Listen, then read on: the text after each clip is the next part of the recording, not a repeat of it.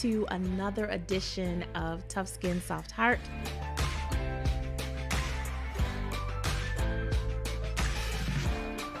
Hey now, Tough Skin, Soft Heart family. I am so grateful that we are gathering.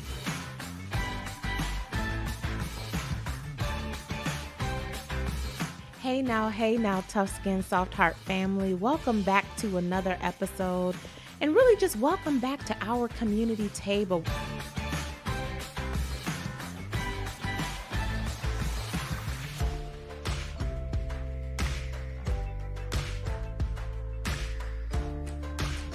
Hey now, Tough Skin, Soft Heart family. Welcome to another edition of the Tough Skin, Soft Heart podcast. Every time you gather with me, no matter if it's day or night, whether you're in your car, if you're listening while you shower, if you have babies that you are transporting to school, whether you are hard at work, it doesn't matter where you are. You could be doing laundry. However you gather with me, however you add this podcast to your weekly, daily practice of wellness, I'm just always excited and elated to be with you. This community is all about investing into the lives and the well-being of people who lead, love, and serve in transformational ways in their homes and in their marketplaces and in their communities. Listen, I know you, right?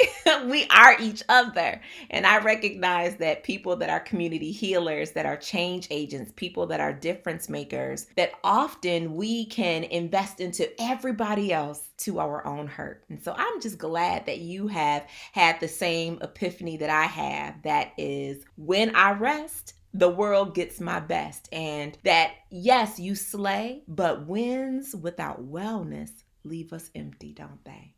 And so we don't want to be part of this culture that celebrates the slay and not the state of our souls. We want to live in the both and, right? I want you to slay. I want you to thrive. I want you to soar. But I don't want you to have that as just veneers. I don't want you just to soar externally or in your work, but not in your soul, right? We want to be holistically soaring and holistically slaying. And for those that are listening audibly and can't see me, I'm drawing a circle with my whole body, with my hands, with my body, because we want to holistically thrive, y'all, right? And that's so important. So I'm just glad that you are here. I actually had to laugh today in the hustle and the bustle of preparing for today. I started taping y'all and did all this talking without a microphone.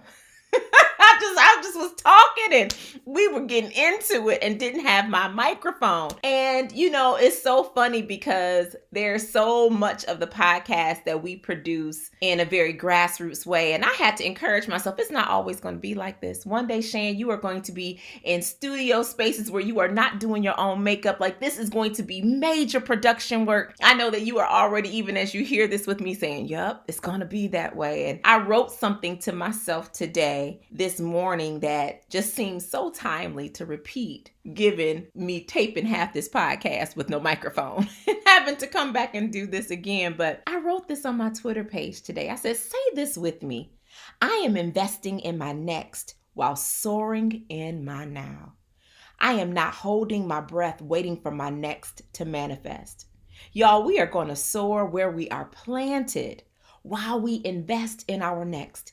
It truly is a both and state of mind. And so today, my reminder was, I won't always be the one that's, doing this side of production. One day I'm going to look back on this and say, girl, you remember when you used to have to do your own makeup and move the furniture and you were doing all this, you were doing your own sound check with yourself, right? It's not always going to be like this. And so I don't know where that encouragement falls for you as you are investing in your now, right? Blooming where I'm planted, where you're blooming as you're planted, while you are also at the same time, all at the same time, investing in your next. Isn't that how soaring goes? It's not holding my breath, waiting for next to come.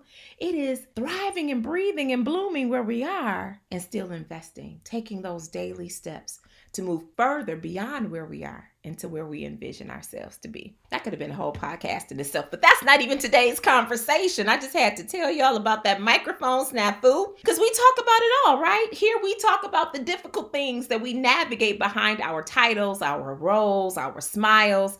So I wasn't going to come on here, y'all, and fake the funk. I had forgotten the microphone, but I'm so glad that you are here with me and we are gathering. So listen, I have so much to share, so much for us to just get into. So I'm just going to get into it. So this year, you all know that I have a son. His name is Deuce. We call him Deuce. He's a second. He's named after my husband and he's 8. And this has been his foray into futsal. So soccer, I have become a soccer mom, y'all. I'm a soccer mom minus the minivan, but a soccer mom in every way. And I just have to pause. And even in the chat, if you are watching, just shout out to all the athlete parents. Any athlete parents, like I salute you, right? You all are the real deal. I had no clue. This child in soccer has been so interesting. So we've had practices on Mondays and games on Saturdays, but I think it was last week we ended up having, it was tournament season, which I didn't even know at this level there were tournaments. So we had a game Friday night, 2 games on Saturday, 2 games on Sunday, back into practice on Monday, and I was like, right? When are the parents supposed to have a weekend? Y'all, I didn't know. And so just a shout out to all of you that are athlete parents. Y'all do the doggone thing. And we aren't even in a space like an AAU or some of those other, traveling spaces. But look, I have definitely gotten a full baptism into being an athlete parent this year. And so, Deuce, they did really well. His team did really well for their first year. They won second place in the league. If you see him and you say something to that child, he is probably going to show you a picture of his trophy. He is so proud of his team and so proud of his first year of futsal. But recently we had a game, and this game was just transformational for so many reasons. The way that I'm wired, I recognize that there are object lessons of wisdom and leadership. I see them everywhere. I maybe because of what I'm called to do or what my life's purpose is, but I see lessons in emotional intelligence and just leadership everywhere. And so we're at this soccer game for Deuce, and we noticed that the team that we're going to play this particular day, their team had team names on their jerseys. Now, for Deuce's squad, they have numbers. He's number 29. But for this other team, they had numbers and they had their nicknames or their names. And so right away, his dad and I noticed that there's another little boy on the opposite team and his name was Deuce. There's another Deuce, right? We are used to seeing that. And then not only was there another Deuce, but he also happened to be African American. And we were like, wow, because that has also not been our experience in this season of futsal. Deuce has been he's the only black person on his team. He's often been the only black person on the field. So this was we just like, oh, this is wonderful. There's another black family. We're seeing folks. And his name is Deuce. And so the game starts, and it is clear that this little Deuce, not my little Deuce, my Deuce is a defender. That brother, you are not going to get past, and y'all know, this is how you know I'm still learning futsal and soccer. You are not going to get past half court with my child. Like, he is a defender. He thrives at it. He loves it. This other Deuce, I'm going to call him Little Deuce because he's shorter. He was much shorter than my son. He was fast, and he loved to be on offense. So fast. And so he was really good. You could tell this was not his first time in the league. He was really good in his position, really good with his team. I don't know if he's formally so, but he looked like the team captain. So the team they're playing and Deuce's team is up. He's the green team. They're up and they get up 4-0. So by this time, Deuce and his team, they're feeling a little cocky. They're walking by their coach and they're high five. The coach has his hand out and they're high fiving their coach. And, you see their little swag and, and I see the other Deuce coming down the court and he's about to walk by his teammate. He does something that's so revolutionary to me. I'm thinking that he was going to pat his teammate on the back like, man, yeah, it looks like we're not going to win this. Y'all, that's not what he did. Lil Deuce looked at his teammate, got into a group huddle, and started laying out strategy. And it blessed me so much. It just connected to something in me so much that before I realized it, my eyes were watering, like tearing up a little bit, because I recognized I was seeing leadership in motion. That, one of the things I've been asking myself is, how do you respond under pressure? How do you respond when the conditions are not in alignment with what you had hoped? How do you respond when the score is not in your favor? How do you respond when you are the underdog, when it looks like you are down 4-0? And it's often, if we play back our own game film, we don't need to be athletes to recognize that all of us have game film. Life is a game, right? Life is full of game film, and how we respond under pressure is so critical. So I watched this second or third grader in a space where the pressure was on. They were down 4-0 at the end of the first half, and they had to decide as a team, are we just going to coast, or are we going to strategize, regroup, and approach it differently? And I watched this young man fight to the finish. When I tell you all, it was like 12.2 seconds on the clock. He never let the time or the score or the conditions of the game shift his belief in himself, his belief in his team, and his approach to how he showed up in that time. Y'all, it blessed me so.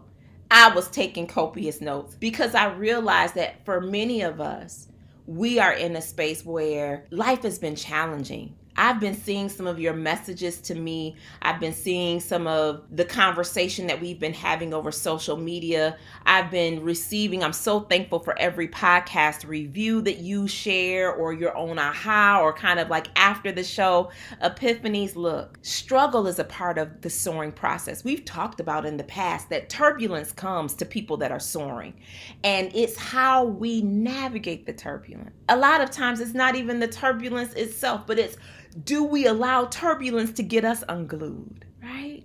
It's how are we responding to the pressure? So I was inspired by young Deuce, so much so that at one point, coach took my Deuce out the game to let him recover. And so they were still going on, and young Deuce did something, and I was like, go Deuce!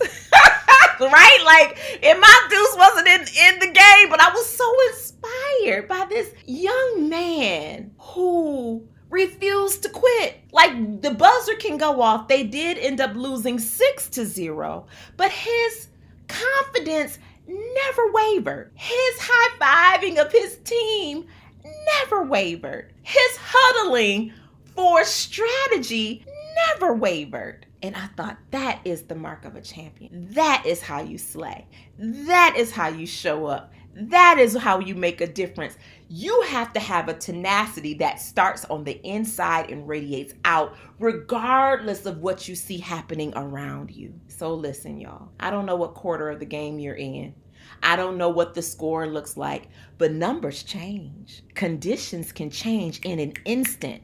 And it was really interesting, because as I watched Deuce and his team almost start to get comfortable and swagalicious, I could hear even his dad say, keep your head in the game. And it was almost like little Deuce was saying, I hope y'all get comfortable. I hope that you get cocky, because if you get cocky, you're going to get lazy. And I'm going to get an in. I'm going to be able to score. And so I just want to encourage us as the family. I am encouraging myself. Look, keep your head in the game. Stay focused. Look, we are finishers. We're not just people that can start strong. We finish strong. And we aren't going to allow the conditions that we can see cause us to forget who we are. Y'all, that's 15 minutes. See? It was worth me going back and getting my microphone and doing this all over again. I am rooting for you. I am rooting for us, right? We are not going to let winter blahs. We are not going to let opposition. We're not going to let things not working out as we initially intended cause us to quit on us. I believe in you. Until next time.